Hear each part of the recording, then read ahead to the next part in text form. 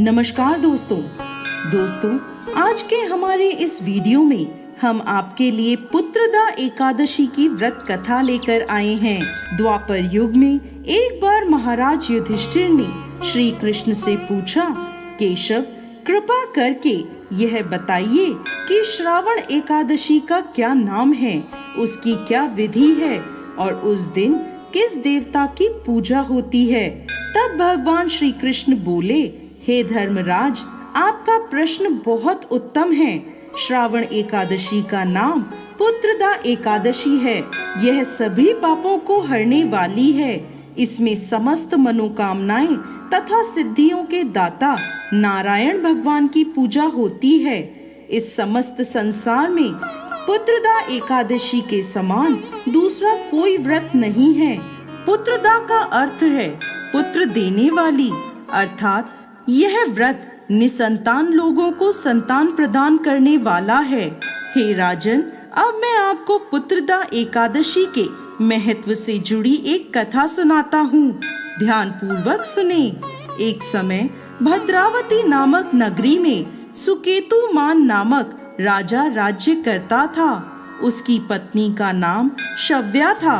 राजा के पास धन, वैभव, राज्य आदि किसी प्रकार की कोई कमी नहीं थी, परंतु उसके कोई संतान नहीं थी। इस कारण राजा और उसकी पत्नी दोनों चिंतित रहते थे। राजा यह सोचकर चिंतित रहते थे कि हमारे लिए पिंडदान कौन करेगा।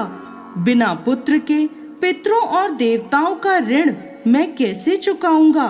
अवश्य ही मैंने पिछले जन्म में कोई बुरे कर्म किए होंगे, इसलिए मेरे पुत्र नहीं हैं। राजा को इस प्रकार चिंता में डूबा देख रानी शव्या भी हर समय चिंतित रहती थी। एक दिन राजा चिंता में इतने मगन हो गए कि उन्होंने अपने प्राण त्यागने का निश्चय किया, परंतु आत्मघात को महापाप समझकर वह अपना अश्व लेकर सोच विचार में डूबे हुए जंगल की ओर चले गए। वहां अनेकों प्रकार के पक्षियों और पेड़ पौधों को देखते हुए राजा आगे चलते जा रहे थे। वन में राजा ने हाथी को अपनी मादा और बच्चों के साथ घूमते हुए देखा। हिरण को भी अपनी मादा और बच्चों के साथ देखा। इसे देखकर राजा सोच में पड़ गए कि मैंने कई यज्ञ किए, ब्राह्मणों को भोजन कराया, फिर भी मुझे निसंतान होने का दुख प्राप्त हुआ। मैं क्या करूं? ऐसा सोचते हुए राजा आगे जंगल में चलते गए। आधा दिन बीत गया। राजा भूख प्यास से व्याकुल थे। पानी की तलाश में वह भटकते हुए एक सरोवर की तरफ गए। उस सरोवर में कमल पुष्प खिले हुए थे तथा बतखें विहार कर रही थीं। राजा ने नजर घुमाकर देखा तो सरोवर की एक ओर मुनियों का आश्रम बना हुआ था। उसी समय राजा के दाएं अंग फड़कने लगे।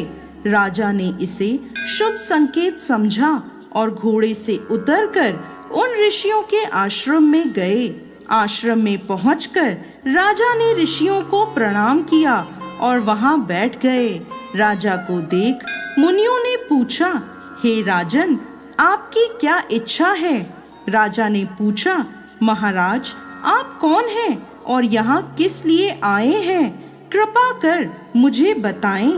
तब वह ऋषि बोले, राजन, आज से 5 दिन बाद संतान देने वाली पुत्रदा एकादशी है। हम विश्व देव हैं और इस सरोवर में स्नान करने के लिए आए हैं। यह सुनकर राजा बोला, हे महाराज, मेरे कोई संतान नहीं है। यदि आप मुझसे प्रसन्न हैं तो मुझे पुत्र प्राप्ति का वरदान दें।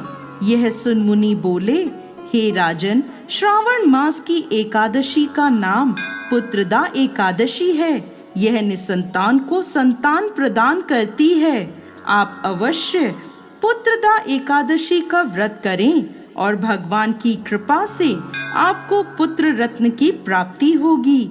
मुनि के वचनों को सुनकर राजा को संतोष हुआ और उसने महल में जाकर रानी शव्या को सारी बात बता दी और पुत्रदा एकादशी के दिन राजा और रानी दोनों ने पुत्र प्राप्ति की इच्छा से पूरे विधि विधान से पुत्रदा एकादशी का व्रत किया और द्वादशी के दिन पारण किया। कुछ दिनों बाद रानी शव्या ने गर्भ धारण किया। 9 महीने पश्चात उनके यहाँ एक अति तेजस्वी पुत्र हुआ।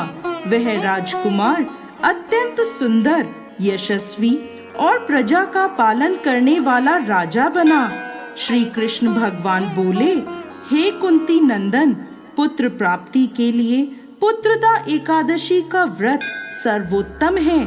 जो मनुष्य पुत्रदा एकादशी के महत्व को पढ़ते या सुनाते हैं वह सांसारिक सुखों को भोग कर अंत में स्वर्ग लोक को प्राप्त करते हैं।